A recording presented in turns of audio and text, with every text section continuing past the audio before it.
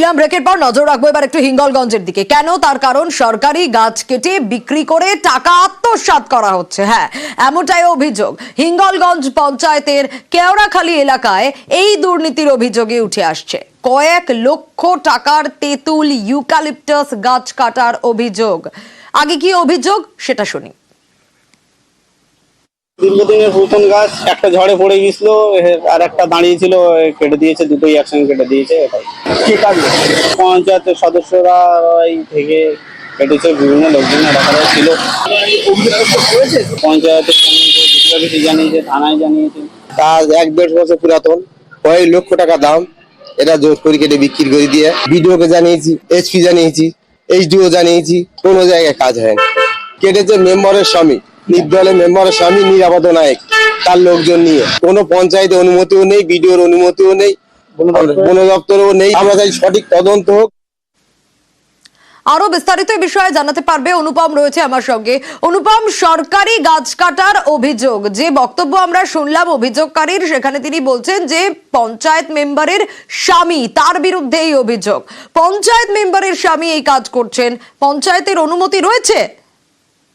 দেখো সোনিয়া, এখানেই তো সব থেকে বড় প্রশ্ন। তার কারণ এই যে হিঙ্গলগঞ্জ পঞ্চায়েতের কেওড়াখালী এলাকা, এখানে রাস্তার ধারে, একদম রাস্তার ধারে বড় বড় বেশ কয়েকশো বছরের পুরনো তেঁতুল গাছ, ইউক্যালিপটাস গাছ ছিল, যার বাজার মূল্য কয়েক লক্ষ টাকা বলে দাবি এলাকার মানুষের। সেই গাছগুলো এলাকার যে পঞ্চায়েতের দুজন মেম্বার, তাদের যেসব স্বামীরা এবং তার অনুগামীরা, তারা মিলে এই গাছগুলোকে কেটে বিক্রি করে দিয়ে টাকা আত্মসাৎ করার অভিযোগ করছে এলাকার মানুষ। এবং সেই অভিযোগ কিন্তু একদম লিখিত আকারে হিঙ্গলগঞ্জের বিডিও, হিঙ্গলগঞ্জের পুলিশ স্টেশন এবং এসডিও দপ্তরে কিন্তু এবং বন দপ্তরে কিন্তু তারা জানিয়েছে, এবং এখনো পর্যন্ত কিন্তু তার কোনো সুরাহা মেলেনি। এবং এলাকার মানুষেরই যেটা অভিযোগ যে এই যে ইউক্যালিপটাস গাছ এবং যে তেঁতুল গাছগুলো ছিল, সেই গাছগুলো কোনো বিনা অনুমতিতে, কোনো বন দপ্তরের কোনো অনুমতি ছিল না, বিডিও অফিসের কোনো অনুমতি ছিল না, অনুমতি ছাড়াই কিন্তু এই গাছগুলো কেটে টাকা আত্মসাৎ করেছে এই এখানকার যেসব মেম্বাররা, তাদের যেসব স্বামী এবং স্বামীর যেসব অনুগামীরা রয়েছে তারা।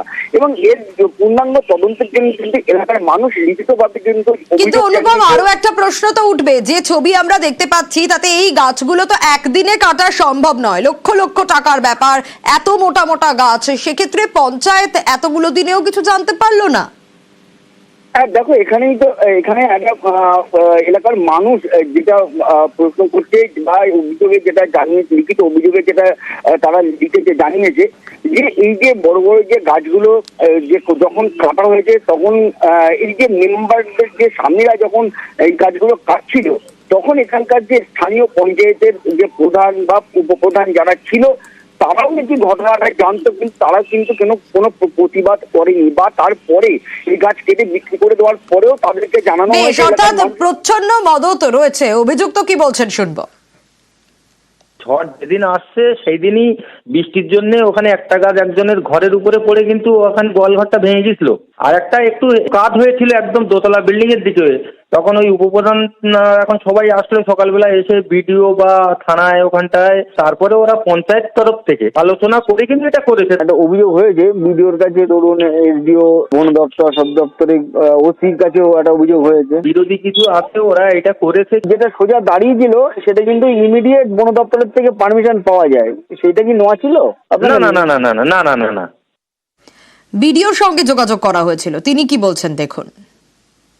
এগুলো আমি শুনেছি, এগুলো পুরোনো ছিল, কিছু গাছের উপরে রাস্তার উপরে এসে পড়ছিল, সেগুলো কিছু পড়েছিল, পুরোনো গাছ ছিল।